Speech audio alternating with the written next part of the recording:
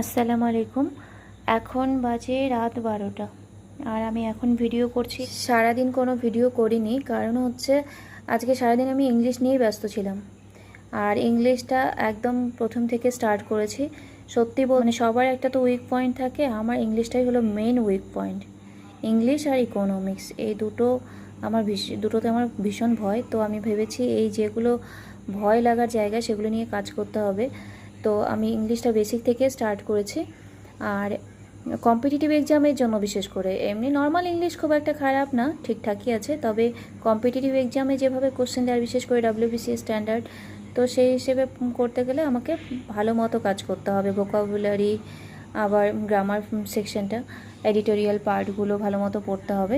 তো যাই হোক, আমি আরও বিভিন্ন যে এক্সামগুলো আছে সেগুলোর জন্যও লাগবে, সেজন্যই প্রথম থেকে স্টার্ট করেছি। এই বইটা থেকে শুরু করেছি, আরিহান্তের এসসি গুপ্তাস থেকে শুরু করেছি, একদম ফার্স্ট থেকে পড়া শুরু করেছি। এদিকে NCERT বলতে গেলে ক্লাস 1 থেকে আমি স্টার্ট করেছি গ্রামার পোর্শনগুলো, কারণ আমি চাই যে পুরো বেসিক থেকে যতটা সম্ভব কভার করা। এইদিকে যেমন একদম বেসিক লেভেলের প্রিপোজিশন করছি, যেমন অন, ইনটু, ইন, আবার সঙ্গে আমি এই প্রিপোজিশনগুলো মানে গ্রুপ ভার্বগুলোও করছি।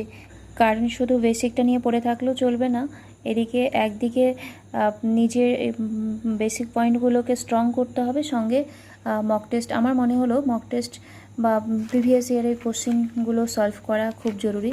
তো আমি সেগুলোও সাথে করছি, দেবো।